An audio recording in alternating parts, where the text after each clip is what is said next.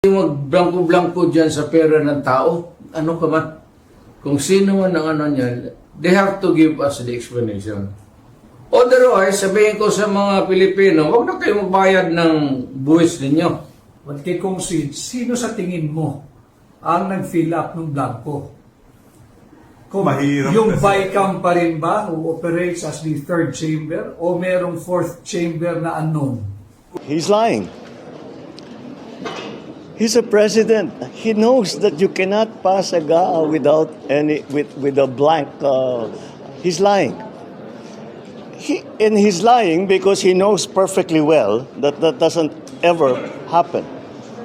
Sa kasaysayan ng buong Pilipinas, hindi pinapayagan na magkaroon ng item ang GAA nang hindi nakalagay kung ano yung project at saka ano yung gastos, ano yung pondo.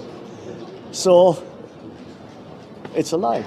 Sinisiguro ko sa taong bayan na hindi ako kailanman pumirma ng anumang papel hinggil sa budget ng 2025 o sa BICAM report na yan na nagsusulong na magbawas ng pera sa mga lehitimong proyekto. Paano ko naman pipirmahan ang blankong papel? Nasabi po ni dating Pangulong Duterte at ni Congressman Ungab na maraming kulang-kulang na datos dito sa bicameral report ng 2025 GAA. Sinagot naman to ni Executive Secretary Bersamin na hindi maaaring pumirma ang Pangulo sa kulang-kulang na dokumento. Pero very interesting po yung tanong na ito, no? Kasi dalawang dokumento po yung pinag-uusapan natin kasi mayroon tayong mga ibang kababayan na kinukumpara at tinitingnan yung GAA na nasa DBM website at sinasabi nila na may datos naman. So nagsisinungaling si Pangulong Duterte. Hindi po natin ito ma-verify dahil dalawang dokumento yung pinag-uusapan dito.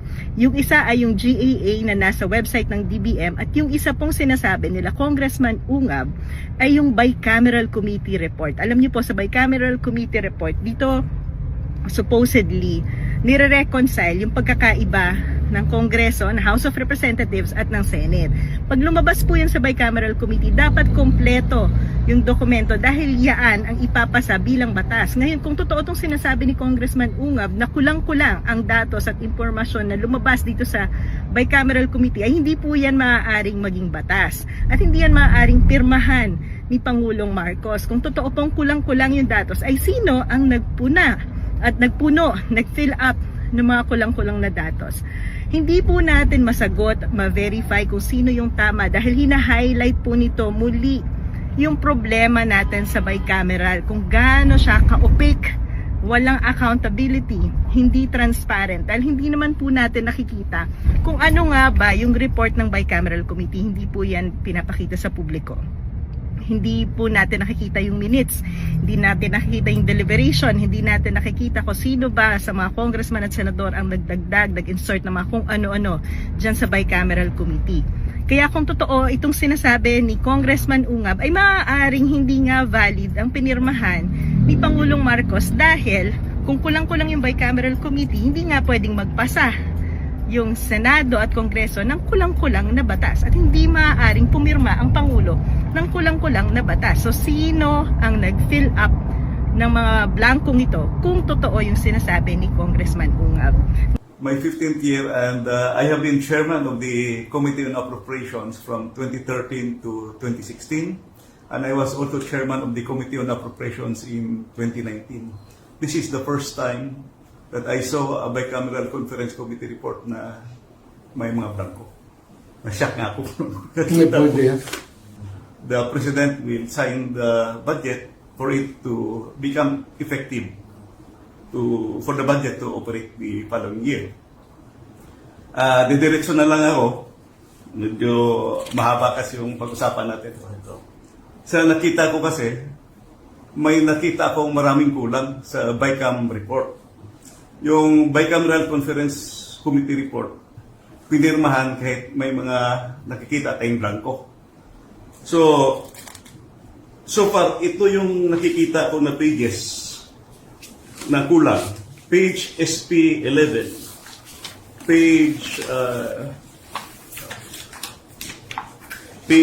SP 12, page SP 13, page SP15, page SP17, page SP20, page SP21, page SP22, page SP36, page SP37, page SP162, page SP168, page SP183.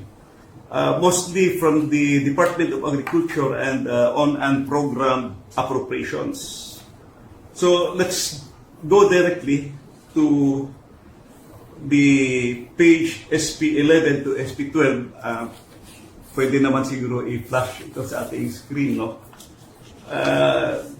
Nahalata ko sa kasi Mayor, Mr. President, na maraming, at saka Harvey, maraming blanco.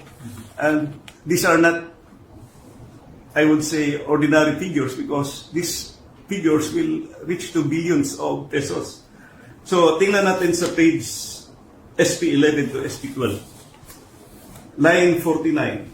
After the acronym NIA, delete the amount in figures 74 billion 570 million 743,000 and replace with blank. Kita naman sa screen. Line number 52. After the acronym PCA, delete the amount in figures 889 million 065,000 and replace with blank.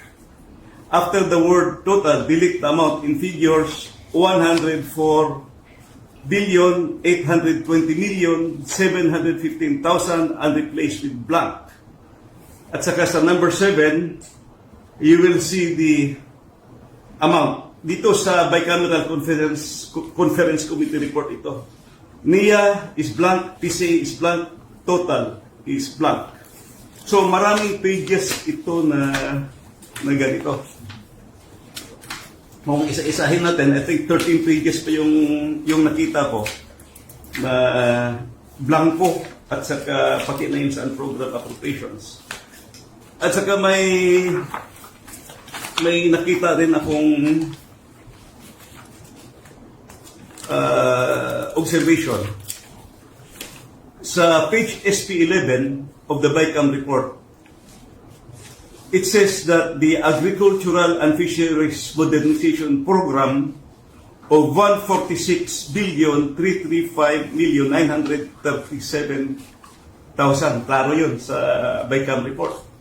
However, pagdating sa GAA, General Appropriations Act, ang lumabas na figure is only 126 billion 728 million 221,000. Ang ibig sabihin, merong discrepancy. So, paano nagka-discrepancy? So, with all these findings, makikita natin na defective yung BICAM report. At bakit pinirmahan ng members? So, the House and the Senate ratified defective BICAM report. In other words, apektado yung ating GAA because BICAM report was defective. What was ratified by both houses are defective. Ang daming kulang na blanco that can be shown in the BICAM report at pirmado. So, yun ang aking nakikita na findings. Mr. President, sir, what's your comment on this particular issue? It's concerned. Well, it falls short sa exacting standard ng ating batas na lalo na money appropriations must appear the true and correct value kung anong gusto mong what would be the application for the money for, public money. Pagka ganon, there's something terribly wrong. And as a matter of fact, I would say, kung may mga blanco yan lumusot, that is not a valid legislation. Kung nasa batas na yan, lumabas na yan ng blanco-blanco, either it could be filled up before or after sa Congress, pagka ganon, what must be submitted is the true and correct figure coming out as prepared by the budget submitted to Congress for appropriation. Pagkaputol-putol yan o may kulang, that is not a valid budget for implementation as law. It's not only inaccurate, but I think the budget is in totality invalid. Hindi na pwede mag-blanco-blanco dyan sa pera ng tao. Ano ka man? It's people's money. Maglagay ka ng mga mga provisions, but without the true and correct items or money that would be appropriated by Congress, by the people owning the money. So everything must be explained clear, patent, without doubt na itong pera na ito para ito sa ganito. Itong para na ito para sa eskwelahan, ito para sa agriculture. But you do not leave any item there vacant. Itong pera na ito blanco to be filled up later on. That is not allowed by law. I would like to remind Congress, mali ho yan. It's invalid. Please correct it. Or recall the budget and demand an explanation kung bakit dumating sa inyo yan na ganon kablangko. We are not, para ka binigyan ka ng blanco check dyan, o sige, bahala na kung anong ilagay ninyo. In the same manner, yung mga blanco-blanco dyan, whatever or whoever corresponds to that particular item is free to just fill up the amount. That is not, by all commandments of the law, that cannot be valid, invalid, unenforceable. And kung na-implement na, it must be corrected and the money returned if already spent or corrected. Kung sino man ang niyan, they have to give us the explanation. Otherwise, sabihin ko sa mga Pilipino, huwag na kayo magbayad ng buwis ninyo. Ganun lang naman, pinagsasaya nito mga kumang na to, puro cheque na blanco, then they try to pass it as a law, and they are free to choose now the amount which they want to place. Hindi natin alam kung ano ang reserba nila, kung anong gusto na ilagay, sobra doon sa pera natin. It could be that the money is in the hands of the government now, or future appropriations, or reserba ba ito? If it does not clear anything, then that is invalid and not correct.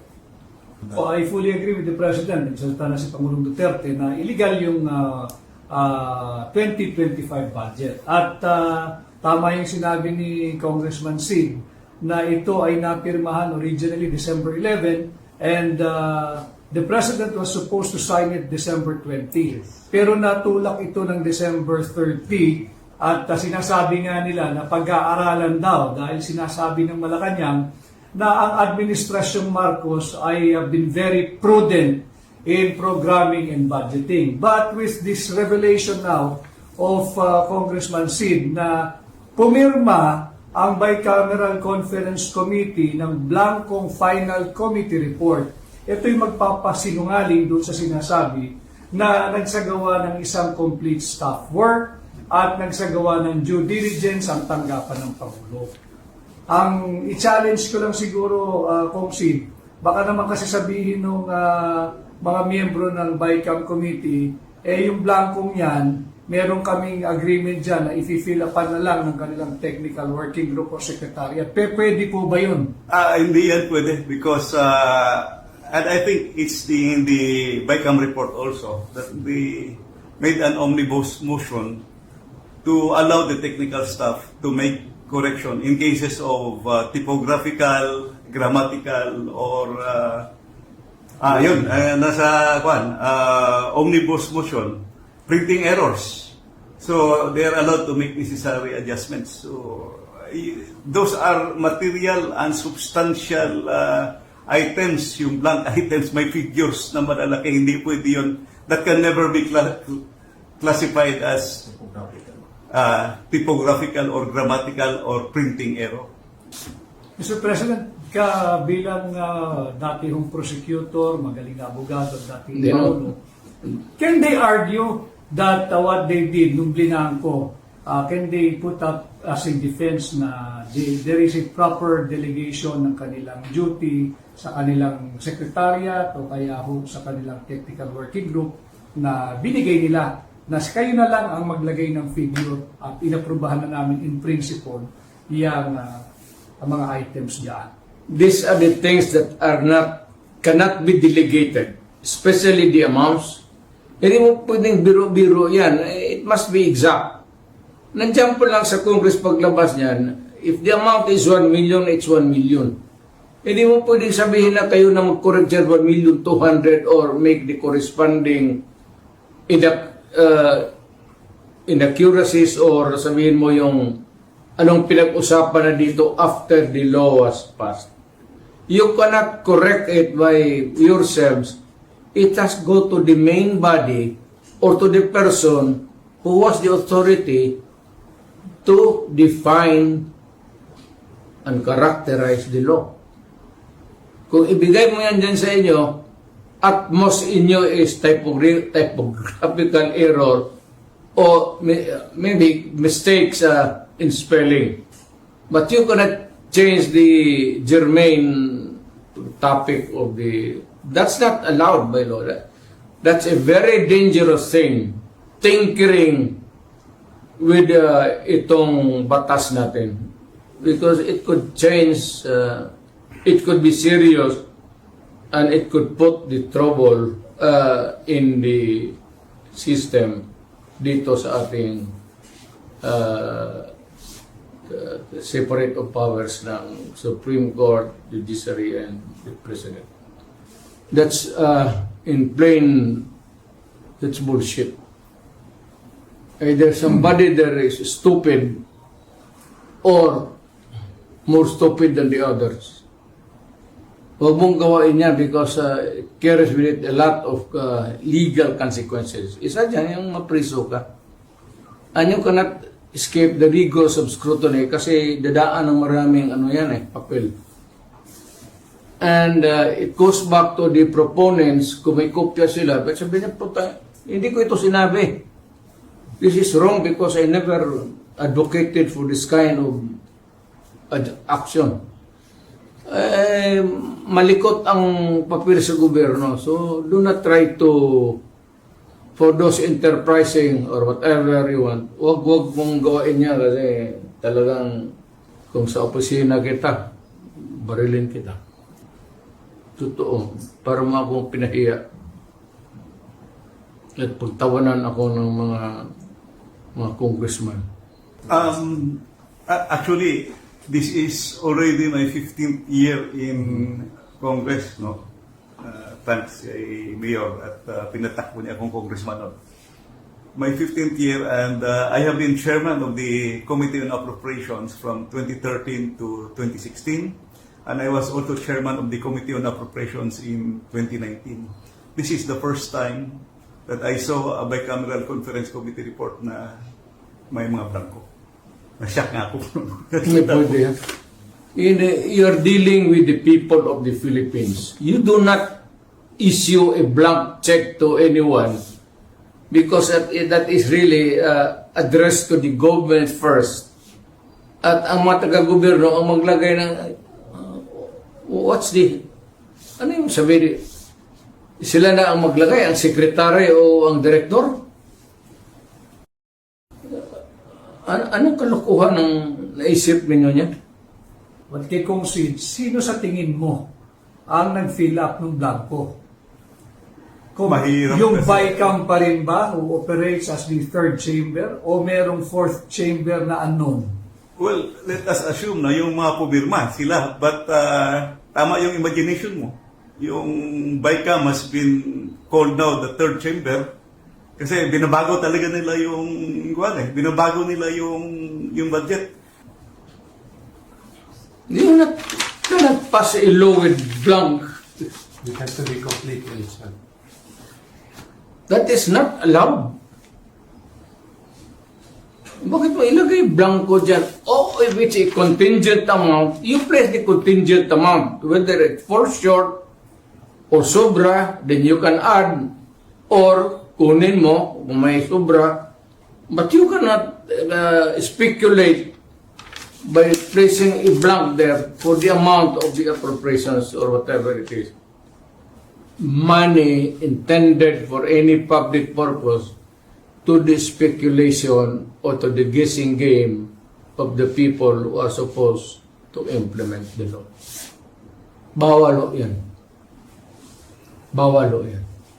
Yung bicameral conference committee report after ratification, i-reflect na yun siya sa tinatawag na enrolled bill. Yun na yung final copy Correct. na dadalhin sa Malacanang for signature of the President. Correct. And pag- Usually, pagdating naman sa President, marami namang economic managers, particularly DBM, will assist him review the budget. When would be the earliest event that could discover this kind of... Actually, Mayor President, I was studying, gumagawa ko ng paper. Yung part 1, binigay ko na kay Attorney Vic. Marami na akong binigyan. Yung mga kaibigan ko na mga advocates doon, health advocates, pinadagyan sa part 1. While I was making part 2, in fact, I have a meeting last week dapat kay Attorney, bago lang yun, a few days ago, kay Attorney Vic sa kay Peter Lavinia. Nung yun, ibas ko. Nakita ko, all of a sudden, na-remember ko yung bicameral conference committee report. Kasi gaa-gaa lang tayo unconstitutional, yung education budget, talampasan ng DPWH. When I reviewed the PhilHealth budget, sabi ko, tingnan ko kayo yung BICAM report. Tingnan ko yung BICAM report because I want to know kung ano ba yung ginawa nila. Nashock ako nung nakita ko, pag open ko sa BICAM report. Naku, may mga blanco. So, isa-isa ko. So, I made my study now. Ito na yung ginawa ko, Mr. President, na mga 3 or 4 days ago, nakita ko. It behooves upon you to call the attention of the public and lahat na, President, pati lahat ng Senador, pati yung judiciary, that there is something terribly wrong going on.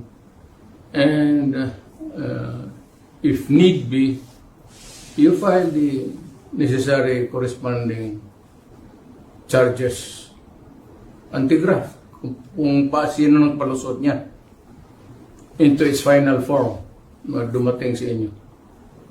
In fact, Mr. President, yung pinakita po ninyo kanina, itong signed na committee report, it bolstered and strengthened the position po ng Makati Business Club na itong 2025 unconstitutional budget is not only unconstitutional but hijacked.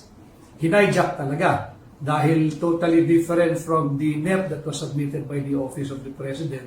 Ang masaklap pa, hinijack nyo na, blanco pa yung committee report sa napakaraming items. Well, that's something which has be looked into. I hope that the appropriate action can be taken by ikaw, Sid, or any other Filipino dito nakikinig sa atin ngayon. Ako sana, pero matanda na ako, matagal na ako nawala sa practice. But nandito sila, Tony Delgra and the rest of the taga Davao, meron naman itong, marami kami ditong talagang totoong Pilipino, nagmamahal sa bayan. So I'm sure that they would not allow these things to pass just like that. Gusto lang namin malaman ng tao na interesado kami sa ating interest sa bayan. All we want is the truth and the correct way of doing it. Huwag na lang tayong lumabas diyan sa ano ang totoo, ano ang tama. Huwag kalimutan ninyo lahat yun. Mga anti-graph, wala yan. Stick to what is right and what is the truth. Yan lang dalawa. Wala na kayong dapat alalahanin. Yan ang para sa bayan, para sa anak natin. Salamat po.